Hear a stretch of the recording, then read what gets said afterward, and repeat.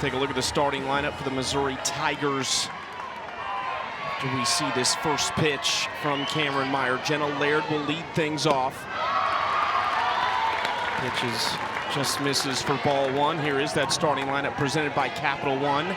Top four have been everything for them. Laird, Honnold, and Haye especially have been outstanding. Abby Haye hitting .500 this weekend and has driven in 4 runs.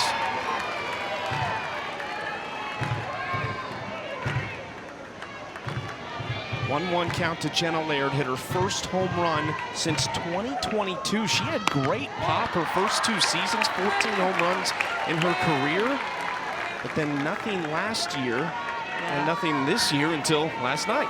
I think it was about 750 days since her last home run, but boy, was it timely last night as an insurance run to come through for Missouri. And that didn't barely clear the wall and right. It landed beyond the berm and the sidewalk that is out there.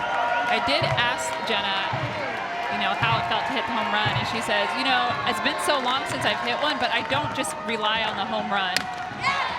She kept saying, I'm okay hitting doubles and singles. I just want to contribute, set up the team, and if I can hit a home run here and there, then that's always a good sign. Senior class for Missouri with a great turnaround from last season. This is a much more connected group. A lot of freshmen that have added a ton of personality to this team. The seniors kind of shaking their head asking about that freshman class when they were talking to us. I think they love them, but they always thought, they said, we would never have done that stuff when we were freshmen. Yeah, they're the Missouri freshman class, fearless and very outgoing. Laird fouls this back into the concourse.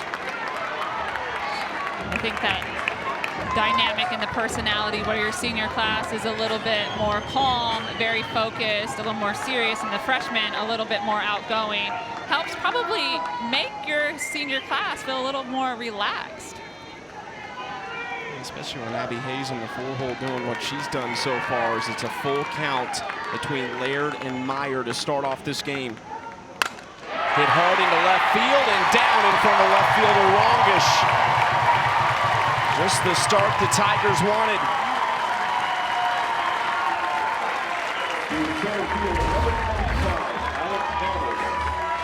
Good piece of hitting by Jenna Laird, up in the top half of the outside zone, but able to get her barrel there. Takes it opposite field to drop it in for a single. 5th hit of the weekend for Jenna Laird. Now Alex Honnold, who has 4 hits this weekend and has scored 3 times. Talk to me as a pitcher, seeing this Missouri lineup that you have success against the first time. I mean, it's awkward. Do you make the adjustments because you were so good the first time around? How do you approach it? Yeah, the more a lineup sees. This might be a double play. What a play up the middle by Lindsey Tucker. Wow, and the Omaha defense continues to show up for Cameron Meyer.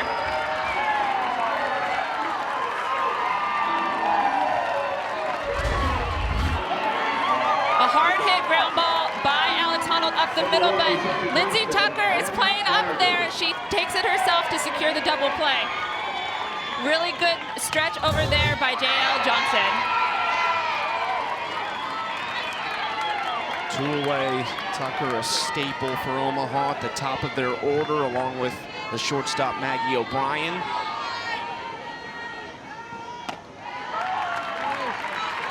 For ball 1, this is Maddie Gallagher. She's reached 4 times this weekend, but has just 1 hit. Port Washington, New York.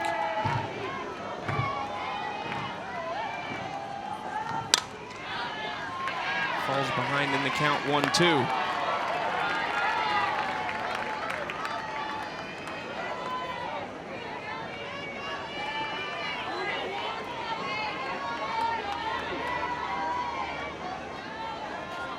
Cloud cover right now in Columbia over this beautiful stadium, but 86 degrees today. It's expected to be the warmest day of the weekend here at this regional.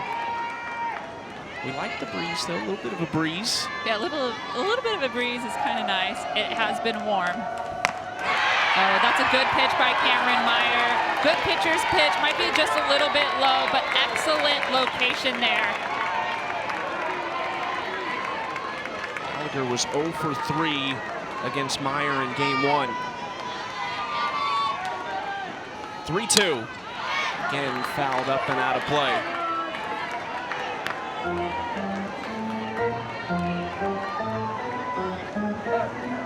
Cameron Meyer, a grad student from Wilton, Iowa, went to Durant Community School. She's the Summit League Pitcher of the Year, their all-time strikeout leader in conference history.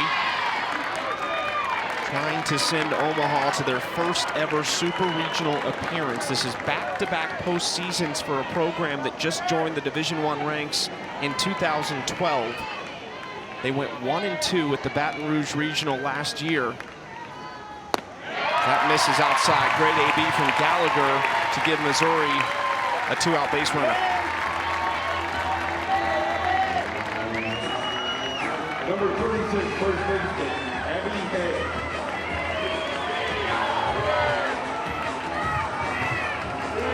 Here's Abby Haye. Right here in Columbia, Missouri. Watches strike one on the outside corner.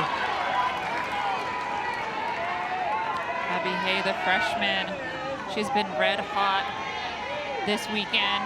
Has a home run, a couple doubles, a single.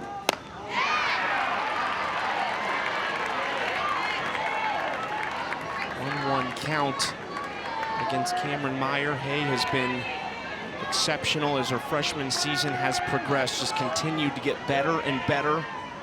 4 home runs on the year, all of them since April began. Yeah, she did not start the season playing. She started on the bench. She came into Mizzou as a catcher, became a first baseman.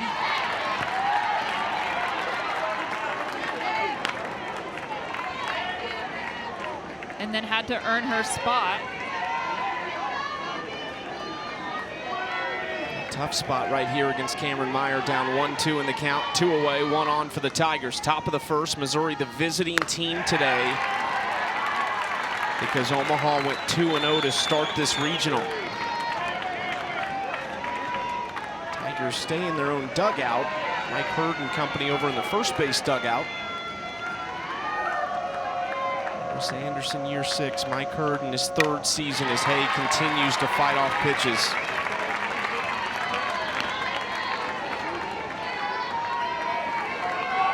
7th pitch of the at-bat coming up. 25th pitch in the first inning. Missouri has made Cameron Meyer work. A single from Laird, a hard hit ball from Honnold, and then the walk. And that just misses inside. Yeah, just misses inside. A good offering by Cameron Meyer. Going outside, but coming back in, trying to get the strikeout. Looking, just tails a little bit too much on her, for her. 3-2. That's fouled down the right field line and out of play. Every Missouri batter in this first inning has gone deep in the count. Many foul balls. Extending Cameron Meyer's pitch count.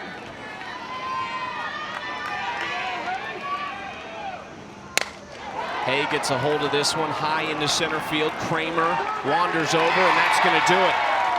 Couple base runners for Missouri in the first, but Cameron Meyer puts a 0 up for her bats. Coming up in the bottom of the first. An Omaha crowd has taken over one set of the bleachers every game, but that has been a rowdy group and has really rallied behind this Mavericks team as they look to down the Missouri Tigers out of the SEC one more time. They will have to get past Lauren Krings, who they did not see in game 1. Krings, a senior from Loveland, Colorado. Tremendous yesterday, wanted the ball in both games. She got him and proved why she is their top arm. Yeah, Lauren Krings, the senior starter for Missouri. She's definitely more of a starter. She can extend her game. She can throw upper 60s. Her go-to pitch is a curveball, but she does throw everything. But the thing that makes Lauren Krings successful is her changeup. It keeps her pitch count low, which allows her to throw multiple games. See if Omaha can solve that. The starting lineup for the Mavericks brought to you by Capital One. Top of the order, Tucker and O'Brien, really, really talented. Thomason's had a big swing, but it's been the Omaha native, Ava Rongish, both games, the game-winning home run in the top of the ninth, and then drove in the go-ahead run against Washington that ended up being the game winner as well. 3 years for Mike Hurd at Omaha, and here they are, back-to-back regionals, their first ever regional final.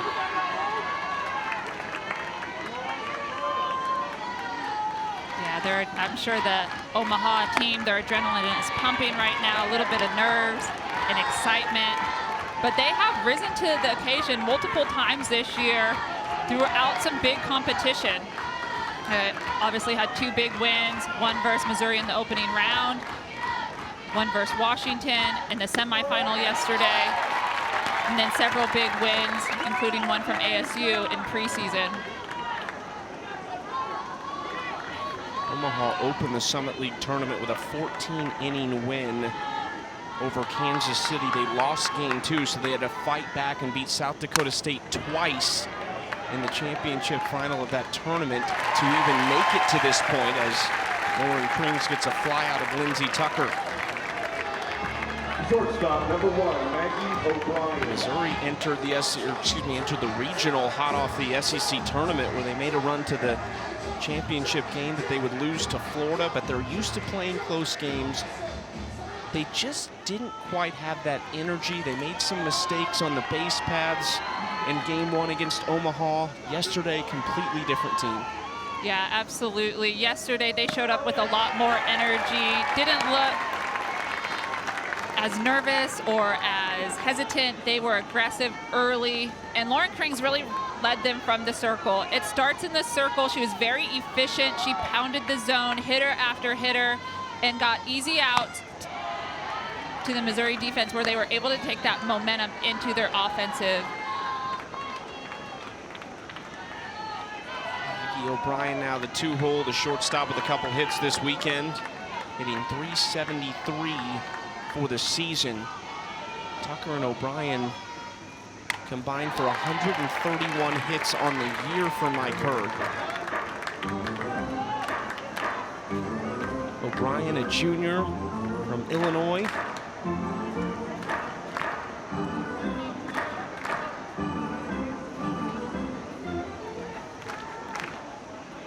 Said it's going to be tough next year when a couple of these seniors take off, and we talked to Cameron Meyer and we talked to Lindsey Tucker, who you see right there. And those were 2 of them she was talking about.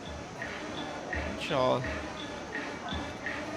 issue here with her behind the plate for Missouri.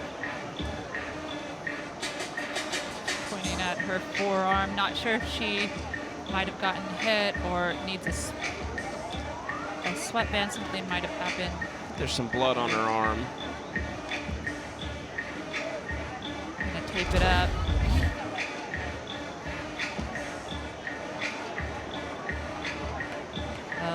So no catcher's interference, but looks like she might have got grazed a little bit on the foul ball.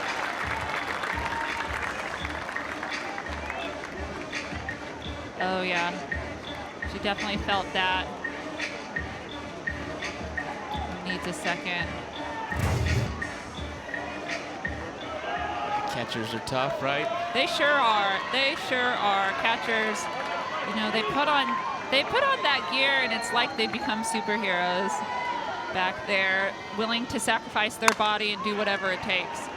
This is right at Honnold. She takes a couple small steps back, and there's 2 outs.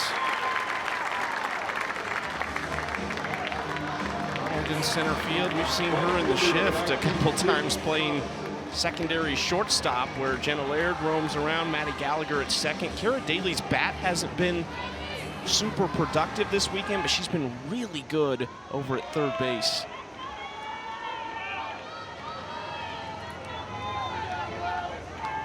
Here is Sydney Thomason. This is a similar spot to when she stepped up in game 1 against the Tigers. She had a solo home run in the first inning. Thomason made her way from California to Kearney, Nebraska, where she started her career at Division II Nebraska Kearney, and now to Omaha. Instantly became their best power hitter, 8 home runs on the season. Home run and a double this weekend. Definitely shows the story of your freshman year to your senior year and the growth that you can have as an athlete. How's that back? And here is that swing that meant so much to Omaha in game 1. Yeah, what a great piece of hitting, but just incredible growth as an athlete. We've seen it through here. Omaha 8 seniors, all of them improving as they go as she takes a swing and miss. Strikeout number 1 Krings changeup. for Krings. 1, 2, 3 through the top of the order against Omaha. So 0s through 1 here in Columbia. In Columbia at Mizzou Softball Stadium. Great crowds all weekend long. Hoping to see the Tigers fight back against this more than just feisty Omaha team, who is the first regional 4 seed to start 2-0 since 2012.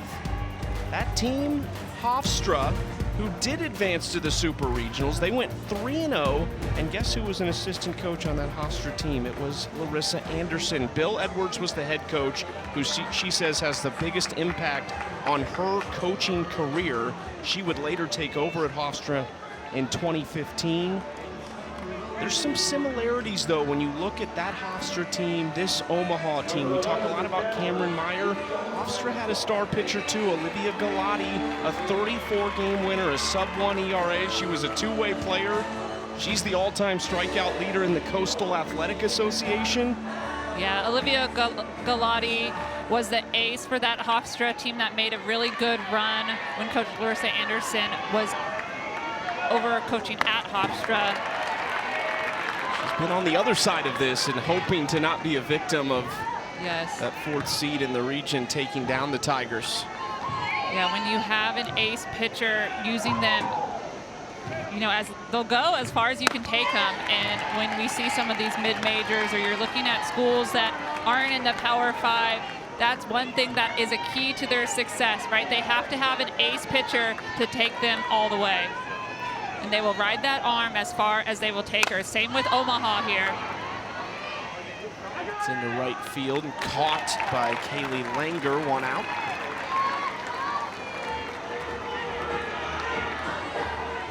That's what Omaha did. Their most successful season in program history as a Division I program. Their 2nd straight Summit League title. They were 7-0 in conference series. The defense, a .980 fielding percentage, 5th in Division I. You get the cliche of the little things, and we got to play good defense. Their defense has won them 2 games, you could argue.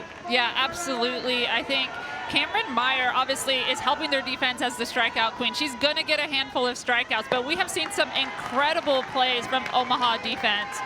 Throws at the plate, electrifying catches, all of them. And Coach Mike Hurd has preached defense to this Omaha team since day 1 in the fall. It's something they take a lot of pride in. Again to Thomason, she stays busy. 2 quick outs here on flyouts.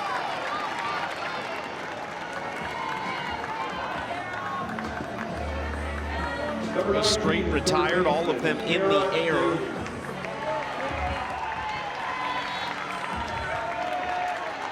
About the Tiger bats at the top of the order starting to get going, but they really need the bottom of their order to produce a little bit more. This is Kara Daly, who's 0 for 7 on the weekend. She's been hit by a pitch from Jefferson City, Missouri.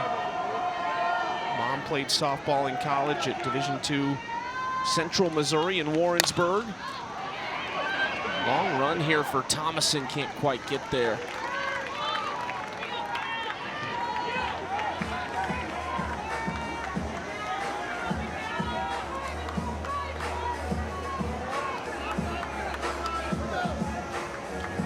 Plenty of pop, still a very dangerous bat. The average is down this year.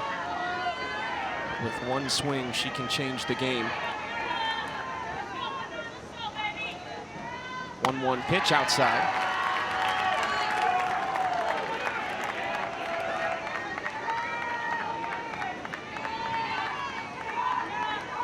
maybe not the Nebraska team or star pitcher that many fans across the country thought they would see playing in a regional final this year.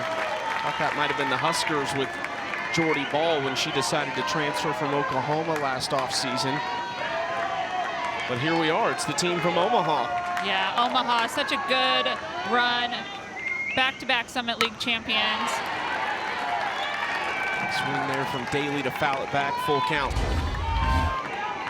On the outside corner, Daly just misses this pitch going straight back. That's when you know your timing is good offensively. Speaking with Coach Mike Hurd, he said he wants them to swing more off of Cameron Meyer today, be more aggressive early in the count, and try to cut off the top half of the zone. What we mean by that is trying to eliminate the Cameron Meyer rise ball.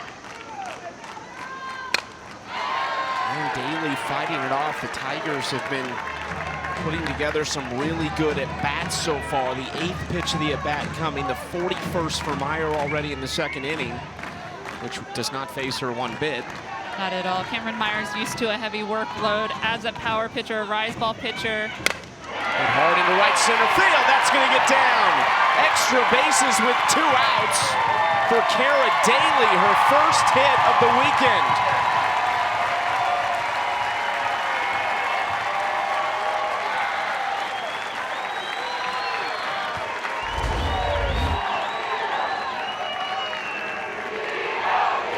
Good piece of hitting by Kara Daly, opposite field. They went there multiple times with foul balls, but she's able to get her full barrel to this one for the stand-up double. 7th double of the season for Daly. Now hoping Kaylee Langer can come through as she takes strike 1. We've seen the Missouri offense, especially the bottom of the offense, starting to show bunt a lot more since yesterday.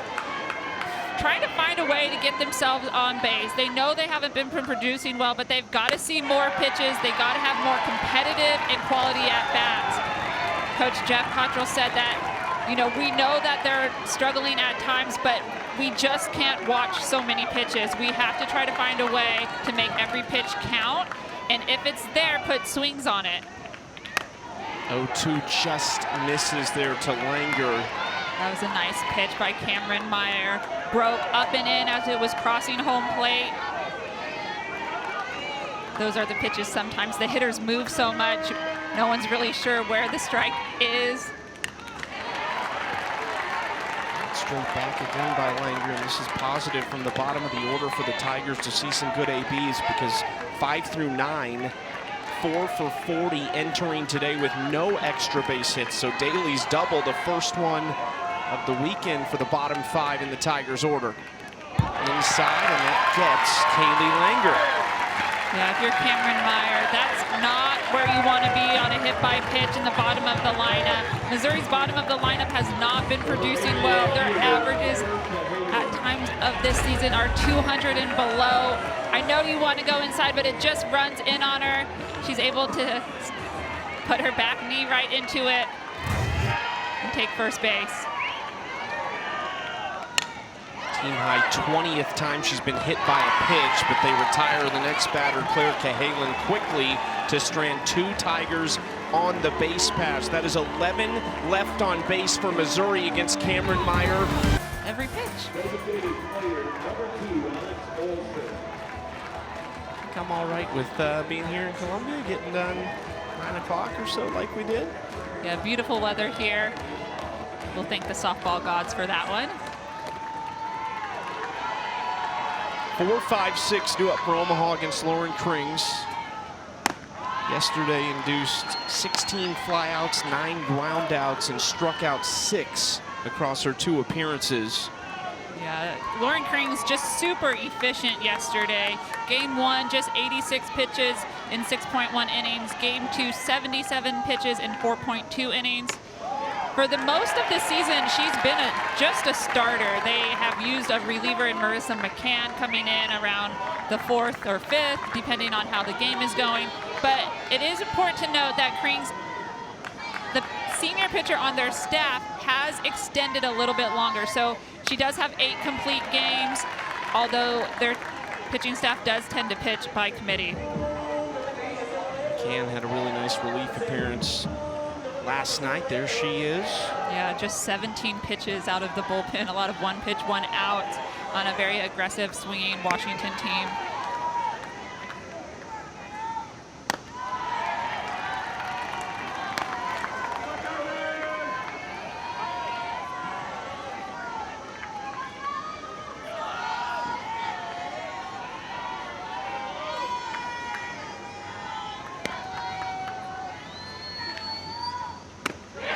Through it, Krings gets strikeout number 2, back-to-back for her to end the first and begin the second.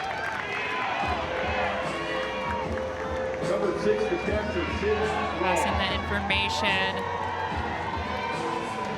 Alex Olson passing the information on to Sydney Ross, trying to figure out Lauren Krings, what pitch to look for.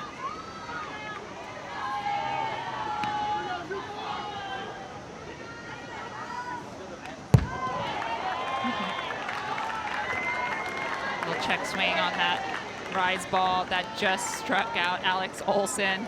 A little smile from Sydney Ross. I'm sure she's thinking, she just told me. She just told me not to swing at that, and accidentally got a foul ball on a check swing. My bat found that barrel. Or, sorry, but the ball somehow found the barrel.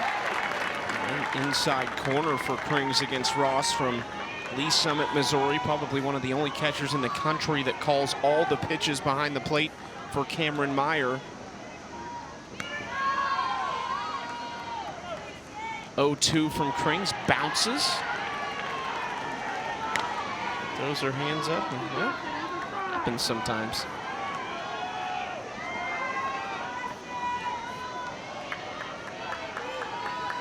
Lost 2 for 7. She had the 2 RBI double yesterday to tie the game against Washington.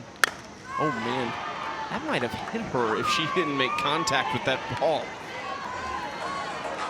Yeah, a little defensive swing. No one wants to get hit by a pitch. Protecting not only yourself, but your hands speed up because the ball's coming at you.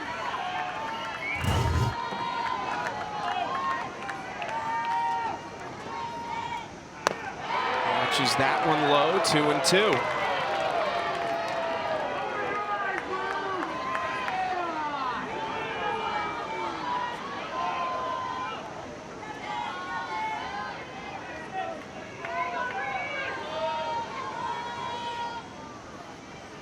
Timeout called by Julia Crenshaw there, and she didn't even necessarily want to talk to Krings, but there must have been a mix-up on the signs.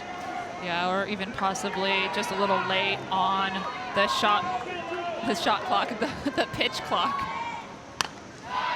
Straight back into the netting, still 2-2.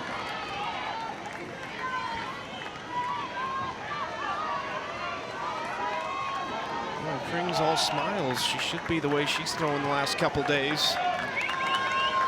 She said she really wanted to just go out and leave it all on the field as a senior. Game 1, she felt like everyone was tense and wanted to just have fun. Offside for Daly, 2 outs.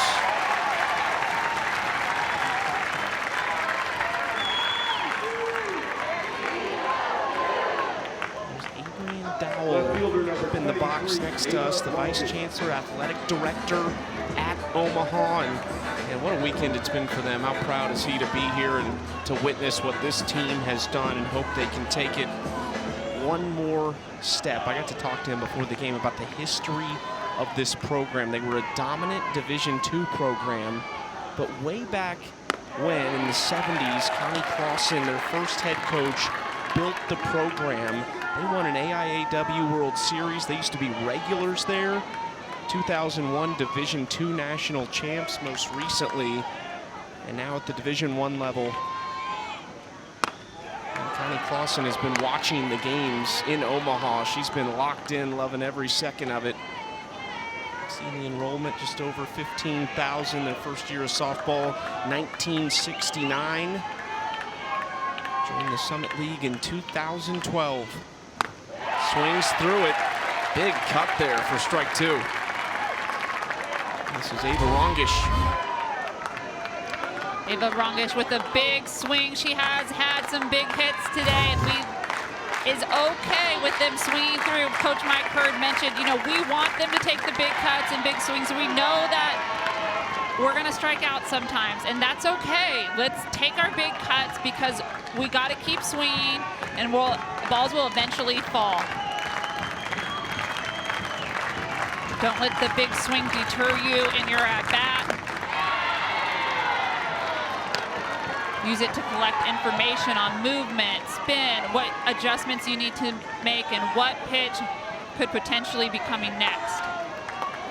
Making Krings work these last couple batters, but she still hasn't allowed anything in this game. 3-2, outside, and there it is. The first base runner for Omaha is Rongish.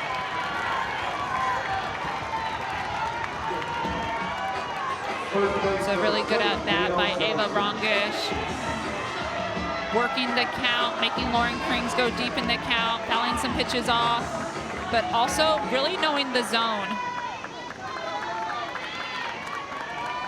Because Krings has been mostly a starter this year for Missouri, and she pitched 2 games yesterday, it's important for Omaha to extend Krings. The more pitches she can throw per inning, per hitter, the higher the likelihood that Omaha's offense will start to produce. Krings working against J.L. Johnson, who's 0 for 7 on the weekend, with Rongish at first base, and that misses ball 1. This is Ava Rongish, the game-winning home run, top of the 9th against Missouri. That was Friday.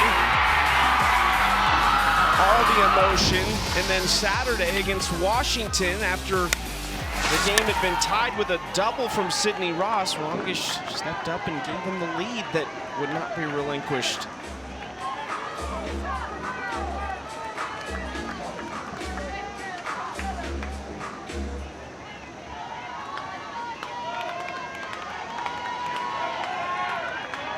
A sophomore too, went to Millard West in Omaha, Nebraska. Just misses 2-2. It's a good eye by J.L. Johnson.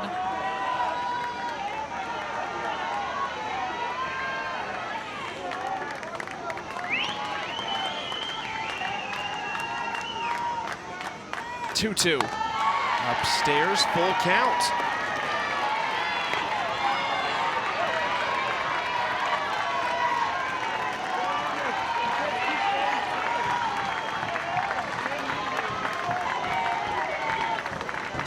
From Rongish over at first base. That misses. Back-to-back walks here as Krings lets that pitch get away. Tries to go to the changeup there, but it just floats high. Back-to-back walks. Krings is at pitch 35. She did throw 2 games yesterday. Just the 3rd walk of the weekend for her. Now Larissa Anderson wants to chat.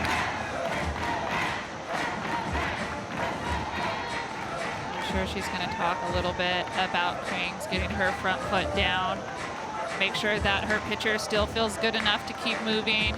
Yesterday, when Lauren Krings asked for the ball in game 2, Coach Larissa Anderson asked her, you know, do you have anything left in her tank? And Lauren Krings came up to her and said, every time you take me out, you ask me, do you have more? How do you feel? How are your legs feeling? And Krings told Coach Anderson, I have more left. And you told me to tell you every time that I come out if I can go. And today I can go. There's still left in my tank. I want the ball. And for Coach Anderson as a senior pitcher, the experience, it's hard to say no. It's hard to say no when you're a senior pitcher, someone that's led a program, that's invested in the Missouri Tigers for 4 years. It's hard to say no to that senior. Of course, Coach Anderson did mention that both Sierra Harrison, and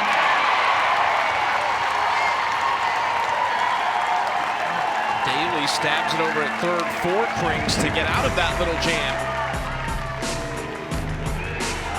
More good defense from Daly and the Tigers.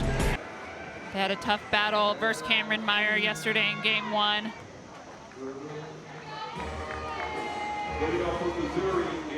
Top of the order for the Tigers against Meyer. Jenna Laird singled to lead off the game in the first. Again, Missouri the visiting team in this first game. A win for Omaha, and it's off to Supers. A win for Missouri, and we run it back. Jenna Laird has been a staple at the top of the lineup all 4 years for Missouri. Mixing power, and has pretty good speed.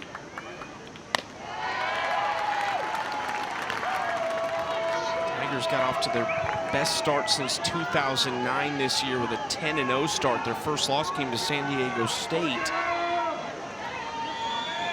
They won 50 games back in 2009. Laird is to deep center field. Kramer back to the track, and there's one out.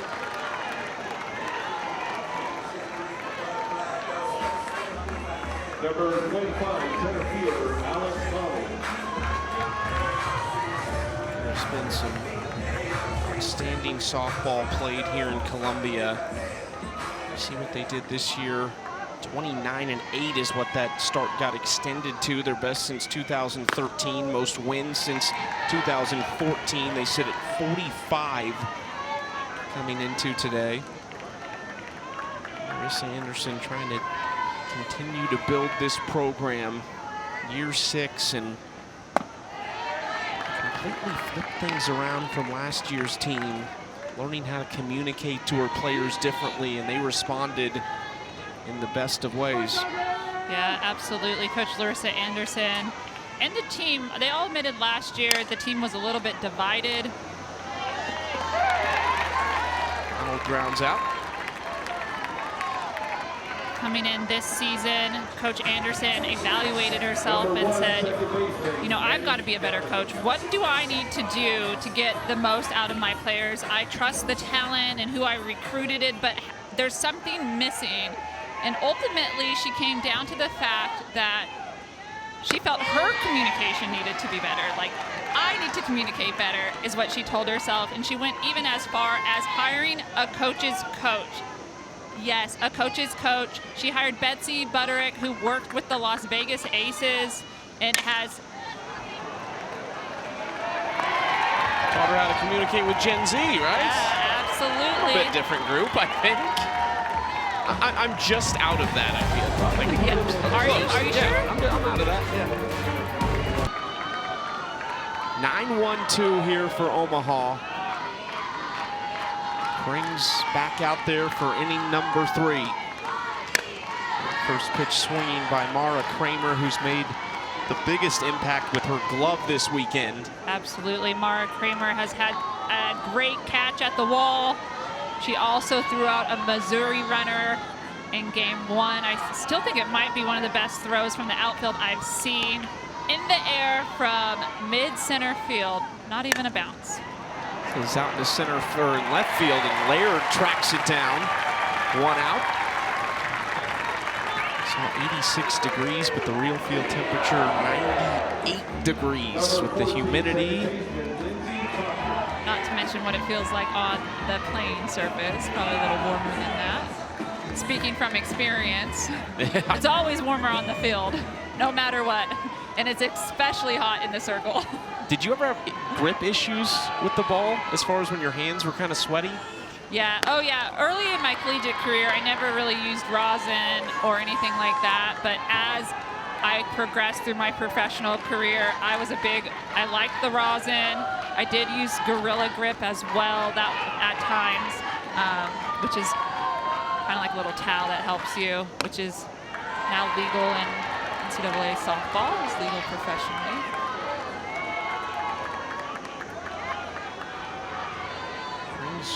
A little bit of control trouble in the second inning. She walked back-to-back runners with 2 outs, but was able to get out of it, and then gets out number 1 here in the 3rd. But top of the order, Lindsay Tucker. What the approach for Omaha offensively against Lauren Krings? How do you make adjustments against her? Lauren Krings, so yesterday, I think Washington had the approach to swing early in the count to prevent the Lauren Krings changeup, so they're not as susceptible to the changeup. But today, Omaha trying to go a little deeper in the count. I think that's a smart decision, especially since Krings threw 2 games yesterday. She is more of a starter. I wouldn't call her a true ace. She does pitch up to 5 innings at the most, but knowing that the higher her pitch count goes up, the bigger percentage Omaha hitters have to be successful. It's hit right at the first baseman, Abby Haye. 2 quick outs here now for Krings.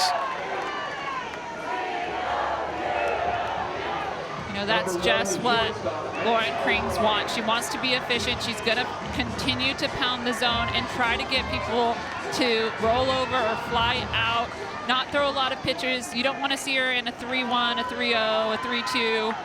You don't want to see her in 2. She doesn't want to get to 2-2. She's going to use all her pitches early. Pitching has been a strength for Missouri all season long. Absolutely. 3rd best ERA overall, and then the 5th best ERA in SEC play among those conference teams. I really like how they've adapted this staff approach in creating roles, and their pitchers have embraced that. Just straight power from Krings to blow it past Maggie O'Brien at the plate.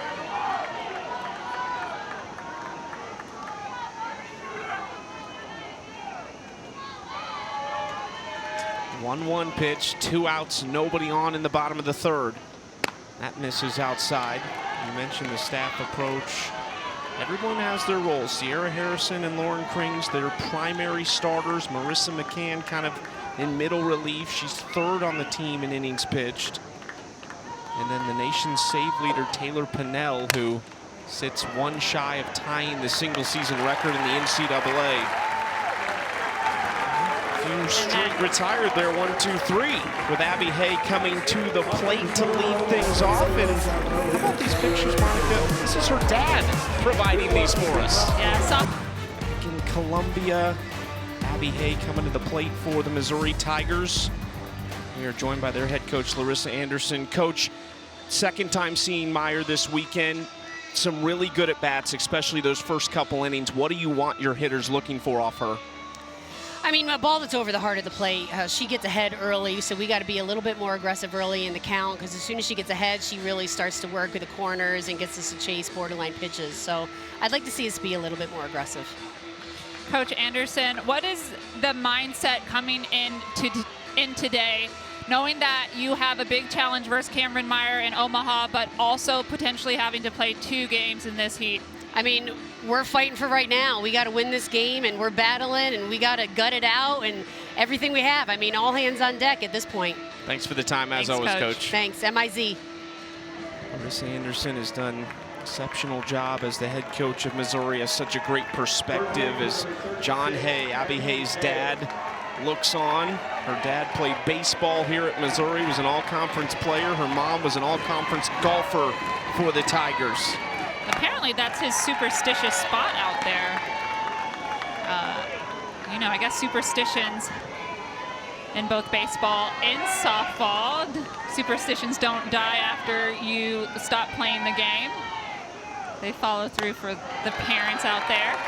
He was in for 1 game, right? And then they lost, and so he had to depart the stadium, and he kind of lives out on that left field wall over there. Well, I bet you both Abby and his wife, Amy, probably said, hey, you got to go back out to your spot. Mom stays in. She hits this pretty good in the center, but Kramer's over there for out number 1. A little smile. He knew that was a pretty good swing, I think. The catcher, number 11, Julia Crenshaw. Haye is 0 for 2, 2 flyouts to center field, and that makes way for Julia Crenshaw, the catcher.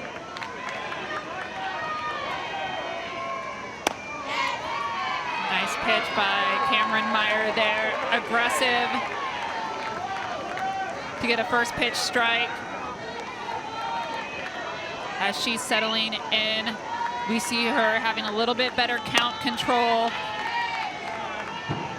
That means getting ahead early.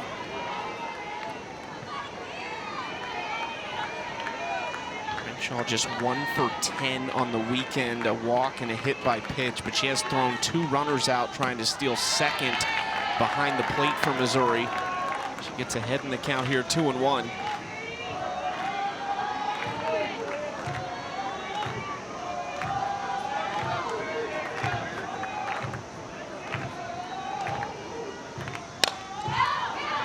End of the bat and into the Omaha fan section.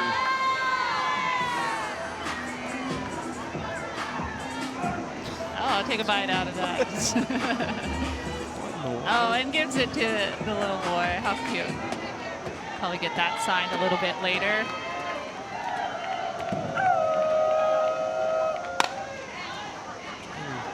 A little bit more square on that swing, but can't quite straighten it out. 2-2 is the count. As I said, I don't think you get to keep those. Oh, giving it back. Yeah. Softball budget's not quite what the MLB budget is. You ever caught a ball at a game in the stands? I mean, I think you've caught a few in the game, mean, but it's not often that I've been in the stands. Okay. So I mean, I just recently retired. There you go. There you go. I just want to see you catch one in the booth, really, as this is hit well into right center field. Long run for Kramer, reaches out and snags it. Mara Kramer, she is just showing off in the outfield this weekend. One of the 3rd, 4th, 5th play that we've seen her tracking it down. Mara Kramer off the bat, a great job, taking a deep angle, extends her glove at the last second. Notice how it stays tucked in, and then she extends her glove to secure the catch. An excellent run down there by the Mara Kramer Omaha center fielder.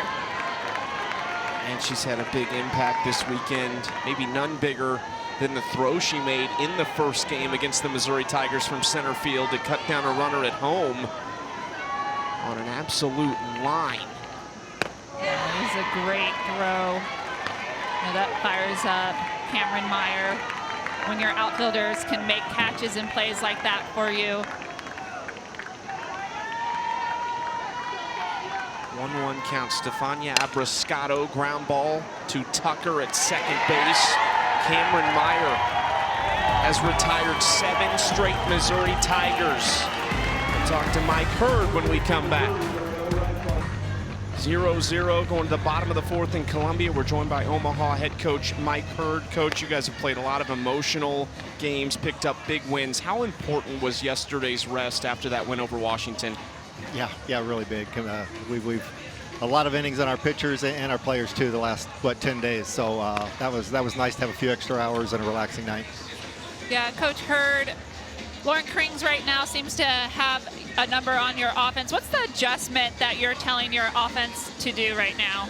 Yeah, just the same plan, same approach that we had during the game. She's really good, right? So not unusual that she's hard to hit. But I think our plan's still there. We'll just continue to come at her and see how things go. Thanks, Coach. Good luck. Thank you. Thanks, Coach. Krings, Yeah. laser focus. And in some ways, she has been loose within that focus, having some fun, but pitcher's duel is brewing in Columbia. Krings and Meyer, I know you're loving this right now. Oh, absolutely. My pitcher's heart loves this. It was fun. You know, Lauren Krings, she seems to be really loose when she's not on the mound. And then she steps into the circle, the catcher gets set, and it's just laser focus. All the laughter, the big smiles go away, and she zones in. So really good separation and mindset for her to be balancing that focus, but still being able to be loose enough to not let it weigh on her. What's this day like? Whether you're on the side of Missouri where you have to win 2, or if you're in Omaha's shoes and you just need 1, but knowing that at the end of this day it's either over or you're moving on. I think this day, there's a lot of emotions that ride with it. There's a lot of determination.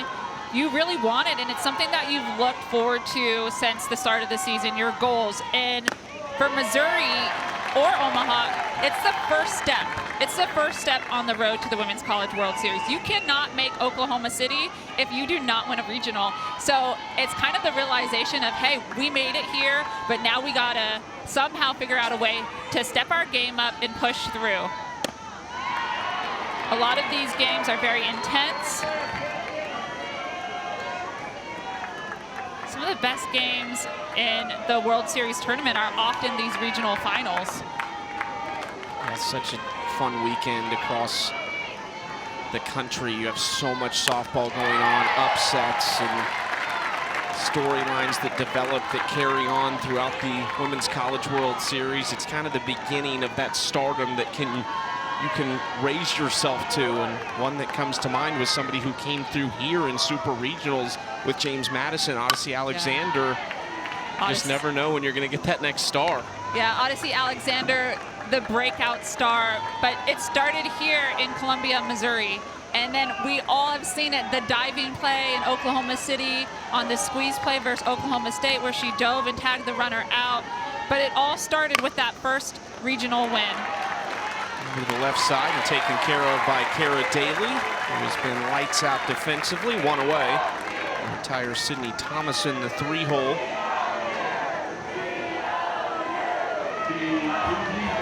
Five straight retired for Lauren Krings. Brings up Alex Olson, the designated player, still looking for her first hit of this regional.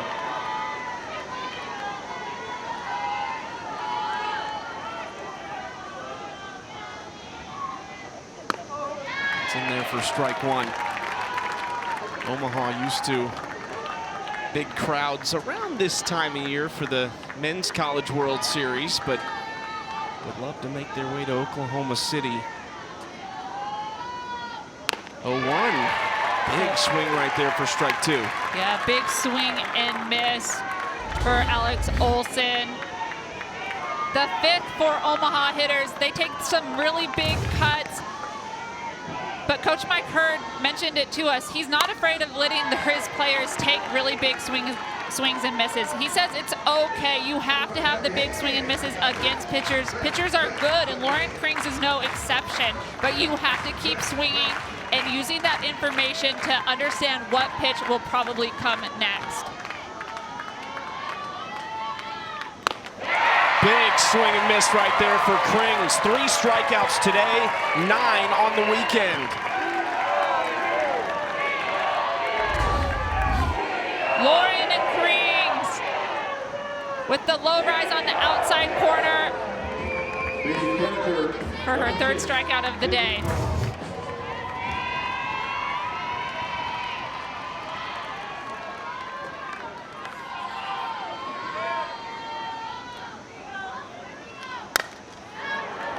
In the left center field, Alex Honnold roams over. And another 1-2-3 inning for Lauren Krings. 7 straight retired. No hits through 4 for Omaha. On to the 5th we go. At the plate, this has been an incredible atmosphere all weekend long. Daly sends it into the crowd. She doubled her last trip to the plate. A lot about Abby Haye. She's kind of become that 4th bat for the Tigers at the top, but now they're looking for that 5th one somewhere in the 5 through 9 range. Yeah, they have definitely struggled lower in the lineup throughout their season. But since yesterday, the bottom half of their lineup has really had a higher focus, trying to do anything and everything to get on, have more quality at bats, 5-6 pitches, and that one just out of the reach of Kramer. Now trying to stretch it to second. How about that from Daly? Back-to-back doubles. Missouri is in business here in the 5th.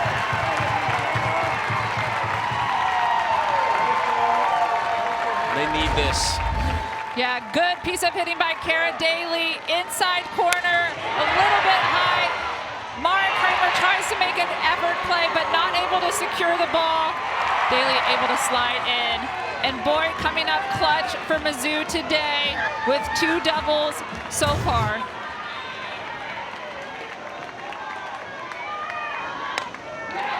once down. Play made at first for out number 1, but the sacrifice works to perfection from Kaylee Langer. And 60 feet from home now is Kara Daly.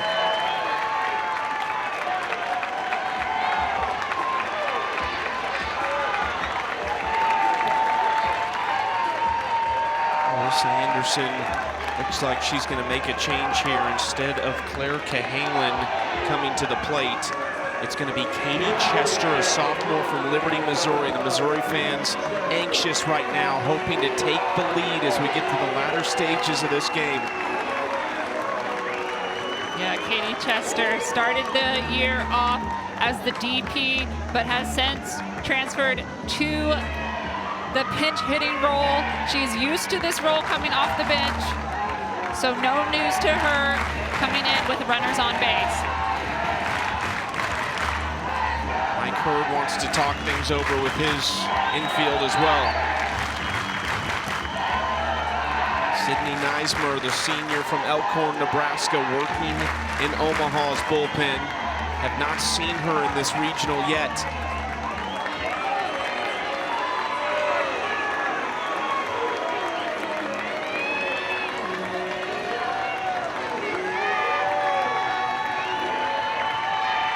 Meyer has danced out of so many jams against Missouri through game 1, where they stranded 8 runners on the base paths. Today they have left 3 runners on the base paths. Can she do it again with 1 away and a runner on third? That's fouled back and out of play, 1-1 count. Yeah, Katie Chester here. If she's not able to get a hit, I almost think that she's looking to do a sac fly. Can she get the ball lifted into left field? Fouls it straight back, and now the Summit League's career strikeout leader is in the driver's seat with a 1-2 count. Coach Jeff Cottrell talked about having productive outs today. If you're gonna get out, make sure that they are productive. Quality at bats against Cameron Meyer, but Cameron Meyer said not today with that rise ball that she's relied on so many times before. Up through the zone, a big out here for Cameron Meyer.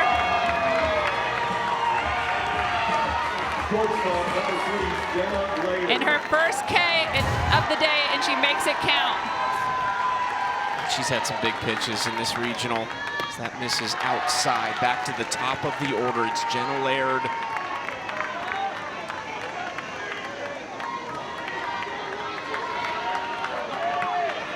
Love to pick up her 30th RBI of the season right here. Heading to count 1-0. Laird swinging into left center field. Long run here. Kramer goes back, makes the catch, and bangs into the wall. Saves a run. And a long run by Kramer, but gets out of the jam. After the diving catch, Kramer comes through, doesn't let the wall deter her, and keeps running to secure the ball and save the game. Omaha up next. The Lauren Krings show in Columbia, 4 innings. Monica, 3 strikeouts, has not allowed a hit. Yeah, Lauren Krings, she's determined today. The senior leaving it all on the field, going up, going down, and using that changeup to keep Omaha's offense. You made a great point. Tried to be aggressive. Washington tried to kind of jump on it to avoid that, and she started a few hitters off with that changeup, and I think that backed them off a little bit. And again, today has Omaha just asking some questions at the plate right now. Yeah, absolutely. When you have a changeup pitcher, oftentimes we want to swing early in the count because it is an opportunity to eliminate the changeup as being a factor after 2 strikes. Feels like so often that first inning, maybe the second inning, so important. Like, who can insert a little bit of doubt in the other team's mind? Yeah, absolutely. There was often times, and I definitely wasn't a changeup pitcher, but I would throw a changeup once or twice in the first inning, and our coach, our catcher, Shannon Depking, and I, who's now the coach at Syracuse, we would say, okay, let's have 1 or 2 changeups in the first inning. Their offense is really good, and it needs to be a statement pitch. We need to make sure everyone in the dugout sees this changeup. Let it be at a key point so then it can carry you through the rest of the game, that hitters will keep that in the back of their mind. How hard did you throw your changeup? Oh my gosh. Oh, well, the changeup was a really hard pitch for me to get command of. And usually changeups are 10 to 15 miles an hour slower than your average speed. But in my case, I was throwing, 75 plus. So I needed almost 25 miles an hour slower to bring it in at a 53 miles per hour. Hard to do. That's just hard to do. I watched you throw a lot of pitches. I did not see a ton of changeups. Like I said, you just need 1 or 2 sometimes. I like it. As a statement. I like it. 1-2 pitches upstairs, ball 2. This is the bottom of the 5th with Omaha at the plate. Krings going against Ava Rongish to lead things off. Omaha, the home team, because they are 2-0 in the Columbia Regional. Yeah. Lauren Krings has a .250 batting average versus left-handed hitters. She's been able to keep the top 3 hitters for Omaha quiet today, but Ava Rongish is definitely a challenge. She's been hot this tournament, and the righty on lefty matchup plays in her favor. Watches that upstairs. Full count here. Rongish walked her first trip up. She was the first of back-to-back walks in the 2nd inning with 2 outs. This time trying to get it going to lead off this 5th inning.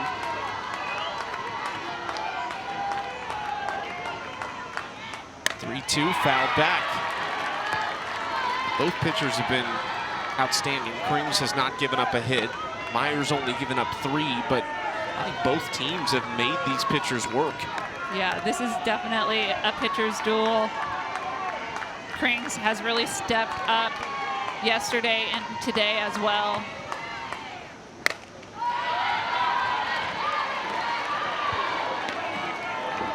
Fouled out of play. Krings threw 11 pitches in the first, 12 in the third, 11 in the fourth. The outlier was the 2nd inning when she threw 26 pitches, excuse me, and that's when she had those 2 walks. Misses. Rongish on first with nobody out. That's a good eye by Ava Rongish. Definitely low. I don't think Lauren Krings and the Missouri audience like it, but that pitch is a little bit low. Great job by Julia Crenshaw trying to give as much as she can on the frame, but I do believe that was the right call. This is Lauren Krings' 3rd walk today. Another one. Rongish has 2. It was J.L. Johnson who steps to the plate right here. Swinging first pitch, skies it, shallow left field. And over is Jenna Laird to make the catch, 1 out.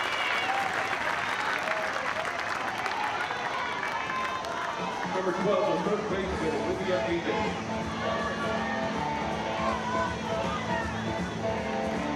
Down to the 8 hole to face Lauren Krings.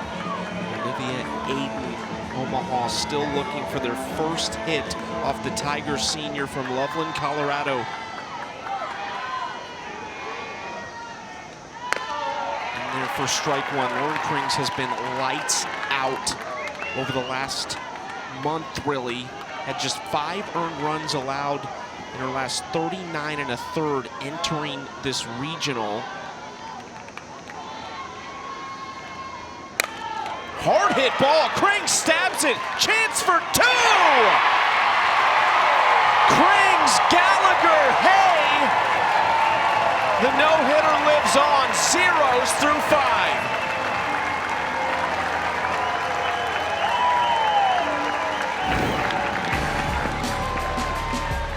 Good piece by Lauren Krings here. Stabs it. Good PFP, pitcher's fielding practice for the double play. Missouri up to bat next.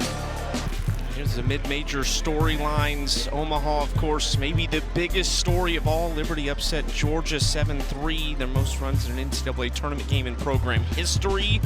Southeast Louisiana over Clemson. They are currently losing to Alabama. And then Southern Illinois beating Cal. Multiple NCAA tournament wins for the first time since 2004 for Southern Illinois, actually led by an Omaha native, Maddie Groff. She's a superstar freshman pitcher. The same travel ball team as Cameron Meyer coming up. There's Meyer and Krings, Monica. Exactly what you've been waiting for. The true pitcher's duel. Krings has the no-hitter going. Meyer has given up 3 hits, but no runs. Yes. Good old pitcher's duel. This is what softball is about.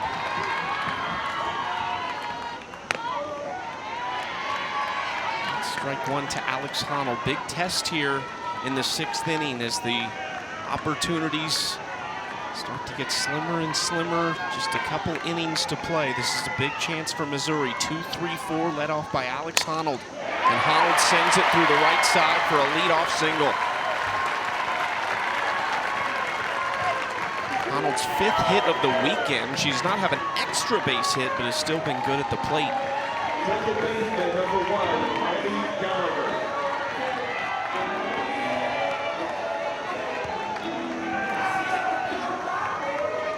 Many times in softball now, the philosophy is not to sacrifice bunt, but here I think that we will see Maddie Gallagher try to bunt Alex Honnold over purely because of how hot Abby Haye is. Also, how tough it's been for Missouri to get hits off of Cameron Meyer, getting late in the game. Did go around there, strike one. Gallagher just the 1 hit this weekend. She's walked twice, has been hit by 2 pitches. There she turns around.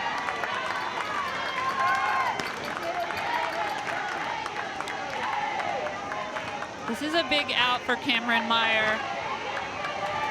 Trying to keep Honnold at first base. He's never looked phased at any point this weekend. They called a timing violation on the batter, Maddie Gallagher. I looked up at the clock and it was at about 6 and she wasn't in the box. And so a strike on the batter. You see the clock in the bottom right-hand corner. The batter has to be in the box at 10 seconds. If not, there's a strike on the batter. Good recognition. I think it came from Anita Robinette over at 3rd base. Swinging now at that 2-2 pitch. It stays alive. Mike Bartling behind the plate. Craig Hyde at 1st. John Schaefer at 2nd. And Anita Robinette at 3rd base. And this has been tough for them. We've had so many close plays. They've done an outstanding job all weekend long. Karen Crew has done an excellent job. There it is, that big out that you were talking about. They do throw to 1st. That gets away, and it goes into the dugout. So Honnold able to take 2nd and then over to 3rd. Wow! A rare defensive mistake for them. The catch is exactly what you want, but Bronish got a little too aggressive on the runner. I think this might be contested with the umpire. I'm not sure Honnold should get 3rd base on this. I have question marks here.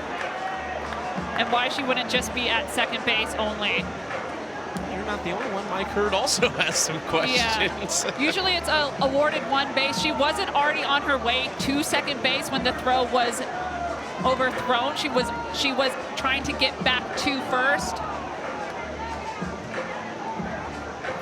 I think you're making the same point that Mike Hurd is making, because that was the kind of the motion he made when he walked out to talk to 1st base umpire Craig Hyde. I think Alex Honnold also thought she was going to be at 2nd base. See, Honnold is on her way back to 1st base when the ball is there, and then she takes off when it goes through the dugout. I do believe the call is one base. Not sure what they're going to do here. Looks like everything will stay put. Honnold will stay at third base. They never got the sacrifice to work at the plate from a bunt perspective. It worked out much better, though. The throw from Rongish goes into the Omaha dugout. Honnold from first to third now with just one away, and maybe the hottest Missouri Tiger hitter at the plate in freshman Abby Haye. This is absolutely a lucky break for Missouri, especially with their big hitter Abby Haye, hitting .325 on the season, but .500 in this regional.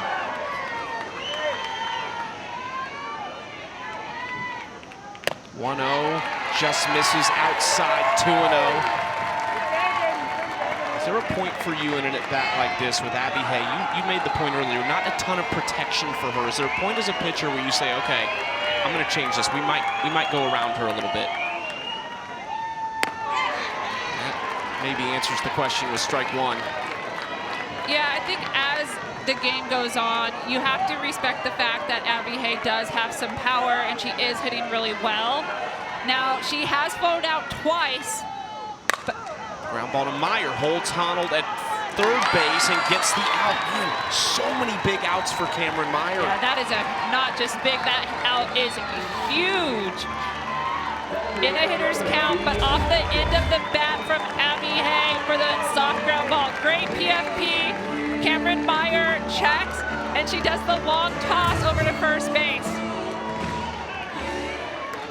Was your preference overhand or underhand to first base if you were kind of on the move that way? I think pitchers need to be able to do both.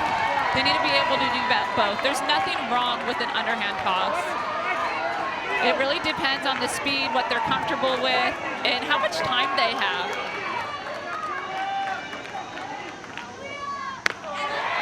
Good spot there on the inside corner. Cameron Meyer jumps ahead 0-2. She has struck out just one batter today. Crenshaw is 0 for 2. A fly out and a line out. 2 outs and 1 on. And that hits Crenshaw on the knee. Another hit by pitch for Cameron Meyer, and Missouri leads the SEC big time in that category. Over 80 on the season now.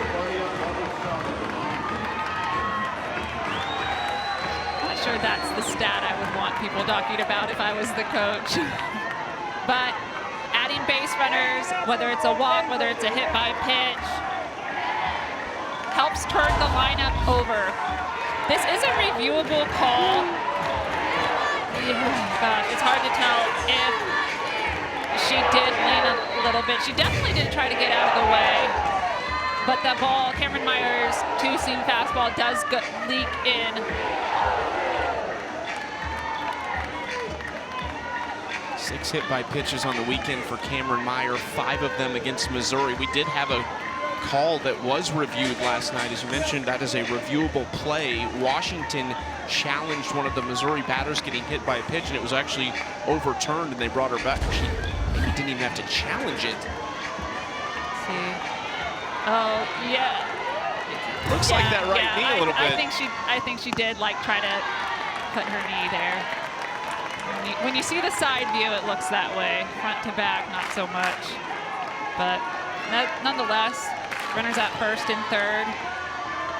Stefania Abrascato from Smithtown, New York, another freshman in this Missouri order, trying to come up with something special here. Jumps ahead in the count, 2-0. She's 0 for 2 today, 2 for 10 on the weekend with a walk. Just 121 this season with runners in scoring position. Swings through that. Wow. Big swing and miss there on the Cameron Meyer rise ball. Excellent execution on this pitch. A 2-0 hitters count rise ball. Such a good call by catcher Sydney Ross. Ross calls all the pitches for Cameron Meyer. They've been doing it a long time together, and that's fouled off to make it 2-2. McCord and Cameron Meyer have both praised Ross all season, but this weekend at the regional about what she means to this battery. So Cameron Meyer gets a lot of the praise, but could not be happening without Sydney Ross behind the plate calling the pitches. 2-2, softly hit on a line, and they go to first instead and make the play. Maggie O'Brien takes care of it. 20 stranded runners over the weekend for the Missouri Tigers. Omaha to the plate. Bottom of the 6th is next. Via Missouri, and see if our time here comes to a close sooner or later if Missouri can force an extra game. Mara Kramer coming to the plate, the tremendous center fielder, and it's been all defense for her today. Yeah, she's done a great job roaming the outfield. A couple really long runs, but she doesn't give up on the play, tucks her glove, and able to make two long catches both sides, glove side and throwing side. Really tremendous work out there in the outfield, but now looking to spark the Omaha offense. 9-1-2 coming up. That second catch you saw, the one to the backhand side, was after same inning that she didn't quite come up with a diving catch where she was completely laid out, and the runner that would have scored had she not made that catch is the one that she couldn't make the play on. Yeah, that was really good coaching point here, but Mara Kramer in the outfield has some downtime. She could have let that mistake get to her, but then comes up clutch on the long run when it really mattered to prevent Missouri from scoring. First pitch is low from Lauren Krings. She has allowed 3 base runners in this game. Kramer hoping to become the 4th. Those 3 have reached on walks.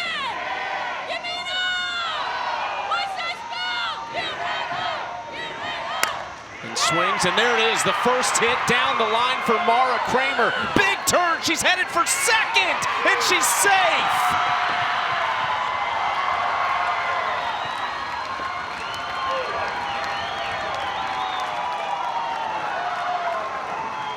Kramer getting it done with the bat this time. Mara Kramer making her at-bat count down the right field line, but base running is where it's at. She does not hesitate. Knowing off the bat she's got to find a way to get to 2. Doesn't even break stride, sliding in safe at second base. Visit here with Krings from Larissa Anderson, and a giant hug for her senior pitcher. And you have to ask the question, is that the last time Lauren Krings has taken the field at Mizzou Softball Stadium? She'll need some help from the freshman, or excuse me, from the sophomore Taylor Pennell, who enters here with nobody out and a runner on second base. Top of the Omaha order is coming up as Taylor Pennell takes over, the sophomore from Lee Summit, Missouri, and the nation's save leader in a big spot. Yeah, this is a big opportunity for Taylor Pennell. One thing to note, she's facing the hot hitter Ava Rongish, also a lefty, so we are in a lefty-lefty matchup. Yeah, we're gonna try and tag here. Long throw, gets by, and it goes into the dugout. Oh my gosh. And Omaha gets one back. It just happened to them an inning ago, and now Kramer comes all the way around to score. The Mavericks lead the Tigers.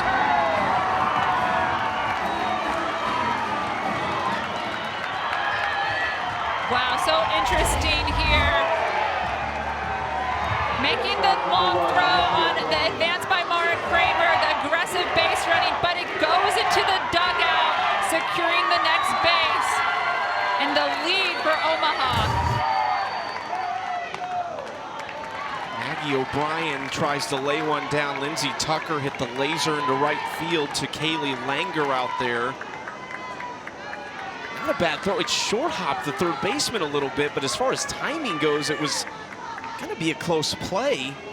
Unfortunate bounce. Really aggressive base running by Mara Kramer at second base. It wasn't a very deep, it was a mid-center fly ball, but in a close game, you have to take a little bit of risk. And in this case, the risk paid off. Ground ball right side smothered by Abby Haye, and there's 2 outs.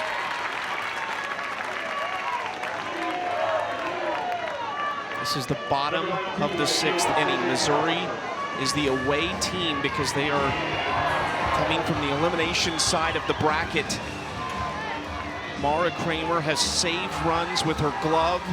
She has provided a run now in the 6th for Omaha to lead Missouri.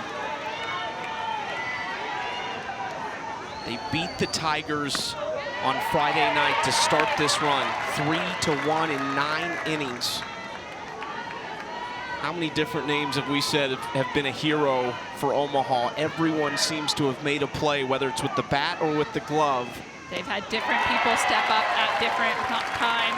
There you see back-to-back changeups from Taylor Cannell.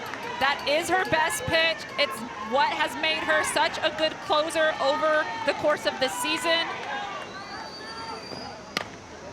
Off the end of the bat, way out in front of it, Laird takes care of it. Missouri down 1. One last chance coming up in the top of the 7th to keep their season alive. It's Mara Kramer tagging up, and the ball going into the Missouri dugout. Omaha trying to keep the dream going. 3 outs from Supers. Mavericks, after 5.5 scoreless, finally played the first run of the day in front of a shocked Tiger crowd here at Mizzou Softball Stadium. Mara Kramer in center field. She's done it with her glove, and now she does it with base running, Monica. Yeah, Mara Kramer, the aggressive tag up on the fly ball to right field, but the throw takes a high hop into the dugout, allowing her to score. Omaha's won on the long ball. They've won on the base hit, and now could they potentially win on base running? Cameron Meyer still has some work to do. Important for Omaha to not look ahead yet, stay in the moment. To be able to go after these last 3 outs. 7, 8, 9. Yeah, Kara Daly has had a good day. 2 doubles. She has seen the ball probably the best she's seen it in a while. Led off the 5th inning with one of those doubles. Wants to do it again here in the 7th. It's her first 2 hits of the weekend. Entered the day 0 for 7 with a hit by pitch as that misses for ball 2.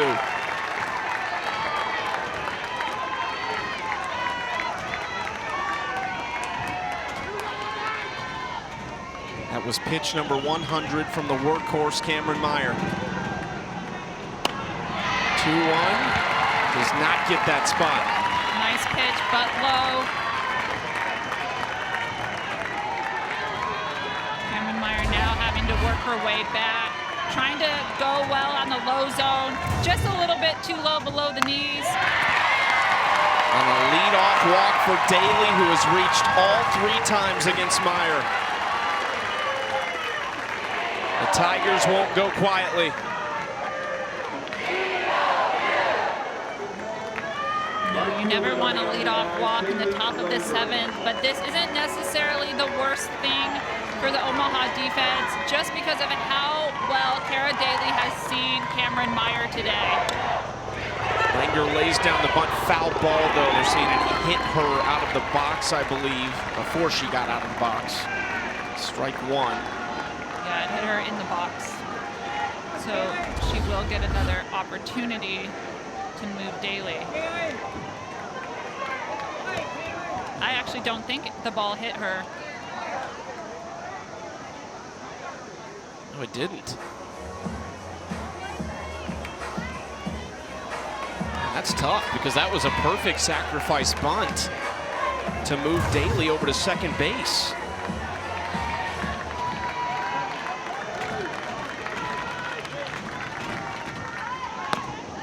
Inside for ball 1, so now a 1-1 count, but I think Missouri would gladly take the out in the runner in scoring position.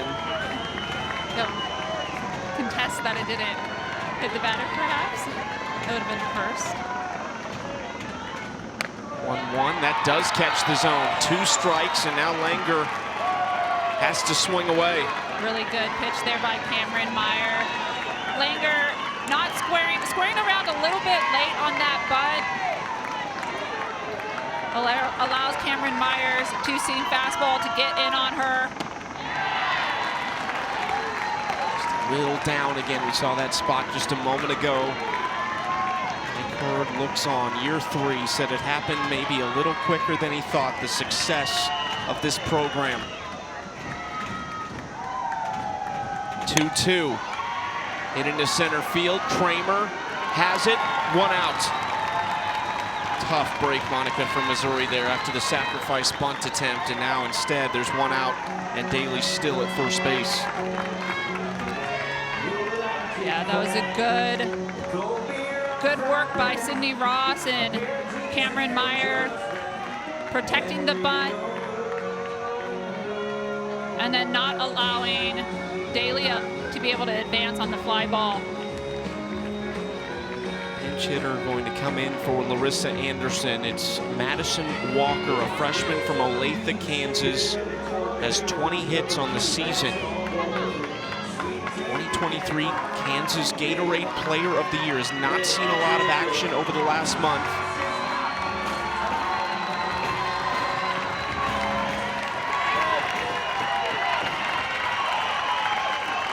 Seniors from Missouri can only look on. That is low for ball 1.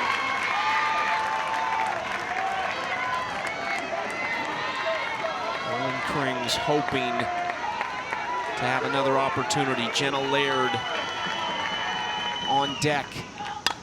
That's fouled straight back. Good cut there by Walker. I think everyone in the dugout, on the field, everyone's heart's racing right now, trying to channel that emotion. Every game this weekend decided by 4 runs or fewer. 2 of them decided by 1 run. Hit into right field, and the freshman delivers! It sends Daly to third. How about that from Madison Walker?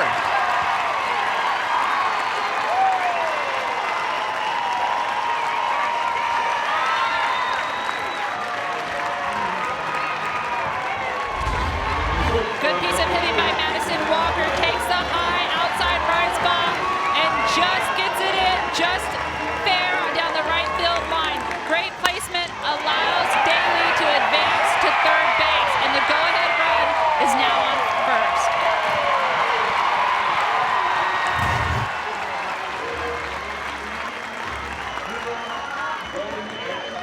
Hugs for Walker in the dugout as she keeps the Tiger hopes alive. They're in business, 1st and 3rd.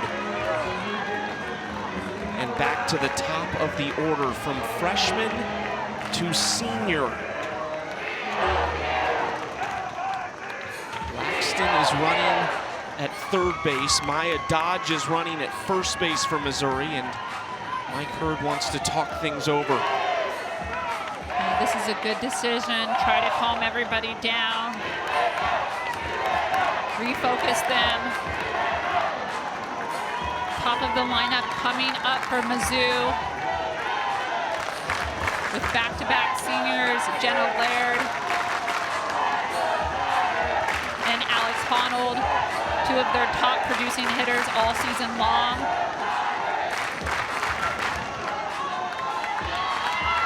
Meyer's thrown 388 pitches in her 3 appearances this weekend. She has been the workhorse for Omaha, trying to take them to Supers next weekend.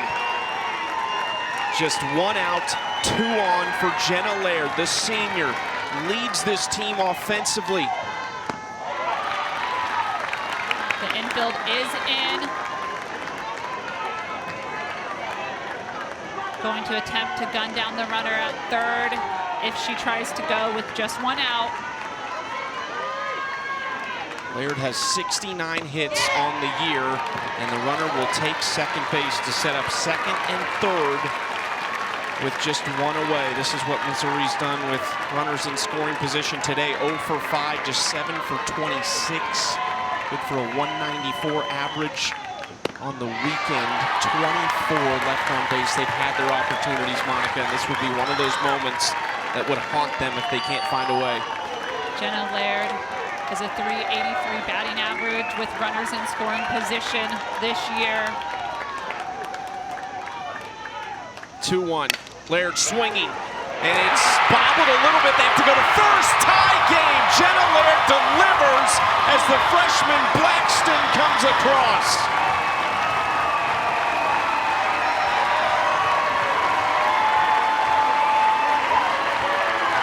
That was laced at Lindsey Tucker at second.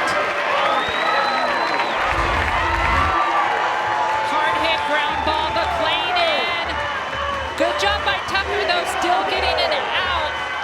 With 2 outs, it allows the defense to play back a little bit more.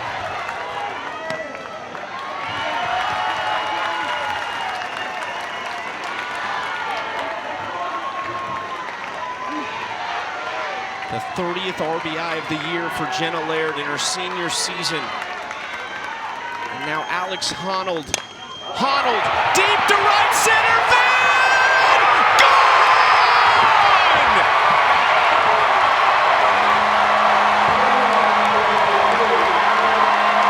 Alex Honnold!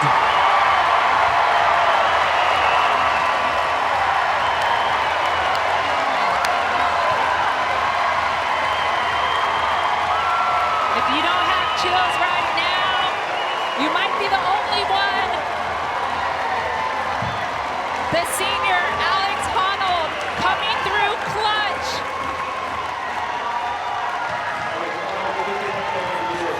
She hit 14 a year ago. This year, that power has been doubles, but Honnold comes through, the senior from West Des Moines, Iowa. It was the freshman Walker, and then Laird tied the game before the senior Honnold delivers the big swing. And a big swing it was on the inside corner, but Alex Honnold drops her barrel and lofts that ball all the way into deep right center. The crowd erupted. I think Alex Honnold knew it was gone off the bat. Missouri feeling good coming back after giving up the early run to Omaha.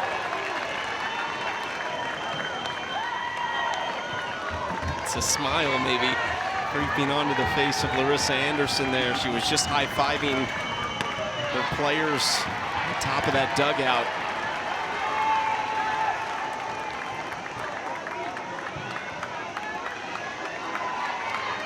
Three-1 count now for Cameron Meyer. There's 2 outs. Gallagher pops that up and out of play. 3-2.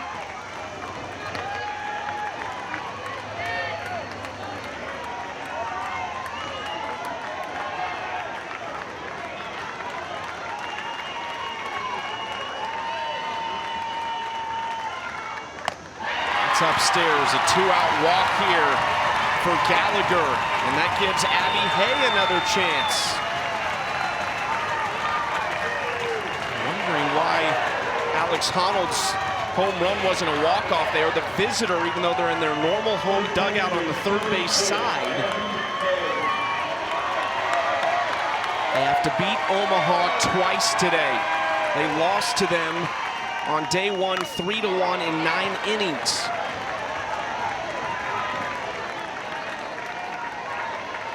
Only 3.5% of teams starting with the first round loss advance. Missouri today attempting to change their odds. And in ball 1. Still just a 2-run game. Omaha has found a way on numerous occasions. They'll have the heart of their order coming up 4, 5, 6. Don't want to give Missouri anything else.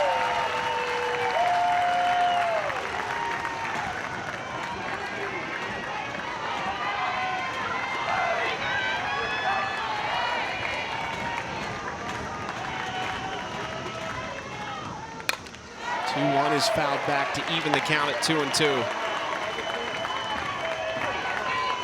Has this regional had everything or what? It absolutely has. We've had the diving catches, the big strikeouts, the big hits, the crowd going wild, the upsets.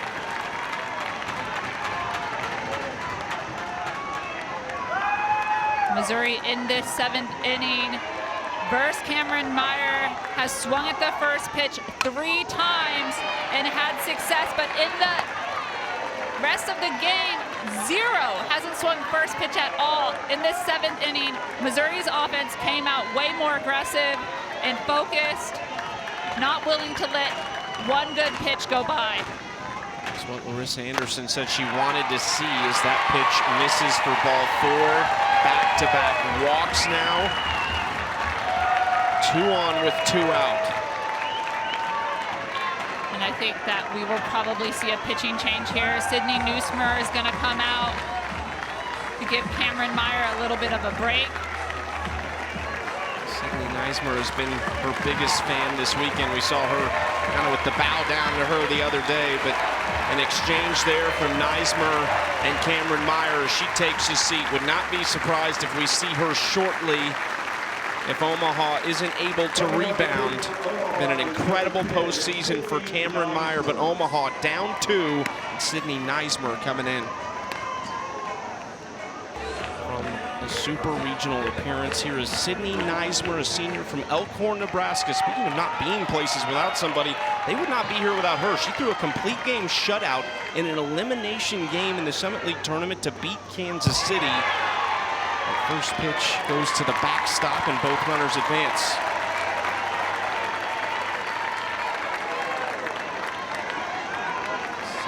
A lot of experience, just trying to keep her calm behind the plate as Julia Crenshaw is the batter.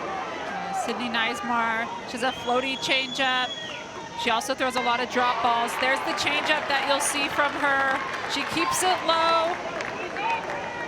She has a 2.7 ERA, but the changeup is what makes her successful. What do you mean by that when you say floaty? It floats. It floats. So instead of kind of coming at you, you see the changeup and it floats like it has wings. So think of the ball with wings on it. Tends to float through the zone rather than, say, a Krings changeup that comes at you. 3-0 behind in the count here, does hit the inside corner. Neusmer was a 70-game winner at Elkhorn High School, helped them to a state title when she was there. She wants to retire the Missouri backstop and get the Omaha bats back up there. 3-1. That hits the zone for strike 2 to the dismay of the Missouri fans. Yeah, I think that's a good call. Low strike. Across the full wide of the plate. Right above the knee.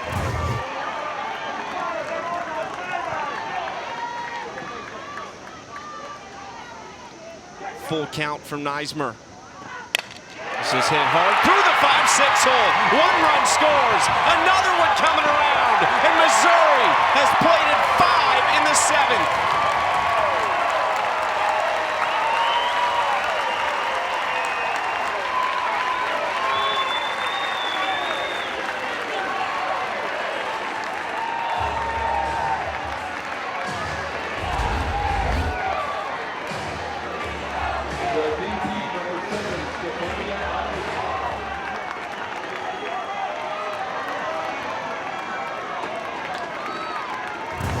Just trying to find any way they can to get out of this. Meyer had only given up 8 hits through the first 2 games. She gave up 6 today. Neusmer gives up the 7th to Missouri as a team. Yeah, Missouri's offense has definitely stepped their game up since yesterday. A lot more just quality at bats, watching less pitches, going deeper in counts at times. As their offense starts to roll a little bit, they're going to look to try to take that into the second game if they can close this out. It's going through Cameron Meyer's mind right now in that dugout. I'm sure you've had a situation where you've had to go back-to-back potentially. How difficult is this if this is what happens? You know, Cameron Meyer has thrown really well. I think she's probably trying to let go of that walk and the leadoff walk and a little bit of frustration. as well. It'll be important for her to rebound going into game 2. Well, we got the fireworks in the 7th. Missouri with their backs against the wall. Freshman, senior Alex Honnold. What a swing. One that she and this crowd will remember forever.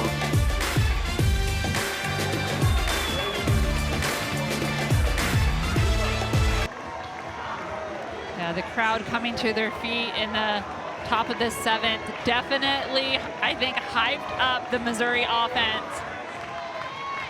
Got this stadium rocking.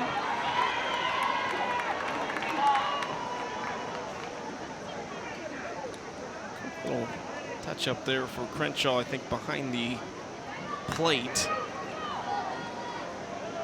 Get her armband fixed up. To your point, the crowd has just been massive all weekend for Missouri, and it was an upsetting first night for them, dropping that first game to Omaha, but it's a big-time response. Backs against the wall. Yeah, and the fans have showed up all 3 days. I think they're a little emotionally invested as well. Just a little bit. It's a foul from Alex Olson. 4-5-6 here for Omaha against Pennell. Are 0 for 4 this part of the order with 2 walks today. The Krings had a no-hitter going into the 6th inning before a leadoff double from Kramer, who ended up coming around to score. Based on everything we've seen this weekend from Omaha, at that point you're thinking they're going to do this thing. Yeah.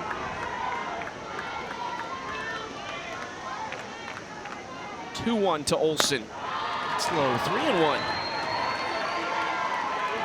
Crenshaw wants a word.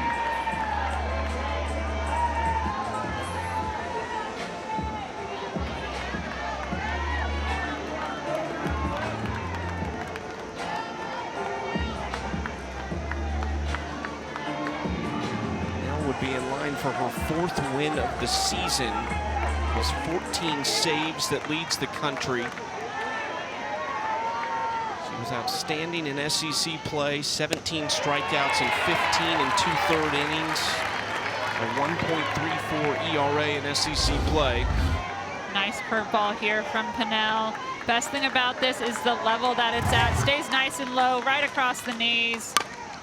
Hard hit just off the glove in foul territory by Daly. We'll do it again.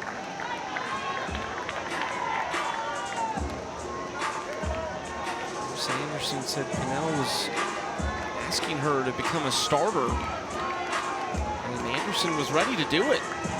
Come the fall, they were going to work on stuff, and she was going to take over in a starting role, and ended up coming back to coach and saying, look, I want to lead the nation in saves, and that's what she's done this season. Yeah, shows a lot of maturity for Pennell to kind of think through herself as a pitcher and how she can contribute, but also, again, going back to that communication piece that Larissa Anderson has worked so hard at this year. It's hit well into left field, and then stumbling in left is Cahalan. Olson is on second with nobody out. And that's just what Omaha needed. A leadoff double by Olson to get the offense rolling. The changeup, she stays back on it though. Able to lift the ball. Nice effort by Cahalan, but most likely probably should have stayed at her feet to keep Olson to a single. 10th double of the year for Alex Olson. Now Sydney Ross gets a chance. She takes that for ball 1.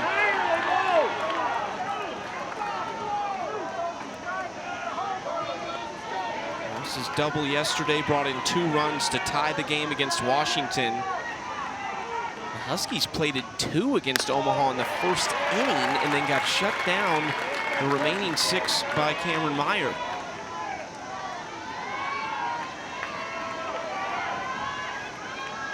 There's Meyer trying to stay hydrated in the dugout.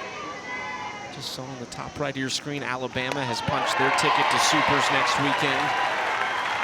Start to see all those teams begin to make their way. Taylor Pinnell not afraid to use that changeup time and time again. Awkward spinner, smothers it with her glove, and there's one out. They'll gladly trade the out for that runner moving up to third. Left fielder number 23, Ava Walker.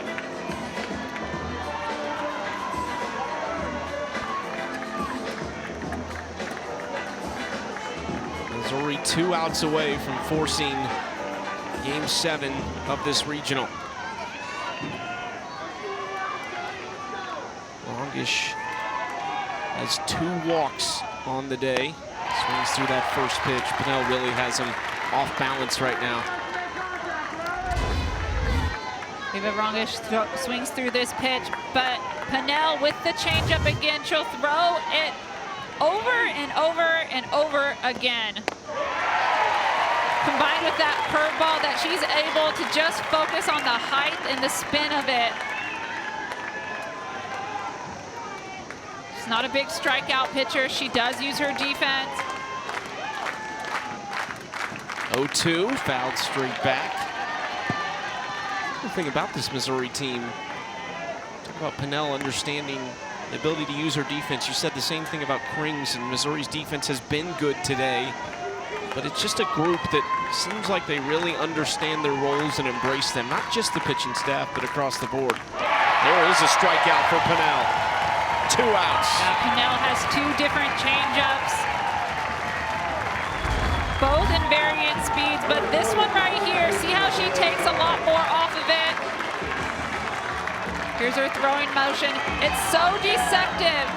She comes through that changeup so hard, but is able to stop her momentum to take off the speed. 1 out away, There gets it the is strike. again. Yep.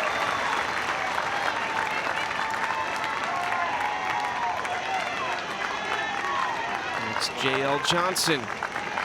Last chance for Omaha, down 4. 0-1 in there. She goes from outside to inside. I think that's 4 in a row now. Will it be 5?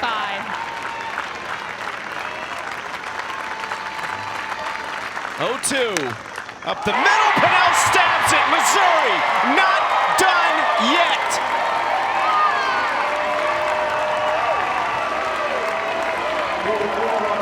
Missouri able to come back by the big home run from Alex Honnold. But the walk from Cameron Meyer in the top of the 7th really ended up hurting her. That was a walk to Cara Daly.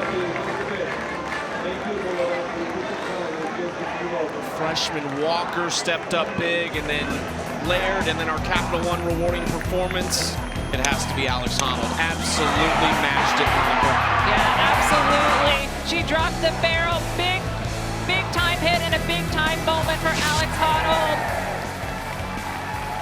1,500th win in program history for Missouri. The MIZZOU chants ongoing at Mizzou Softball Stadium as these fans get set for one more game. A spot in the Supers up for grabs. Missouri and Omaha. It's going to come up in about 35 minutes.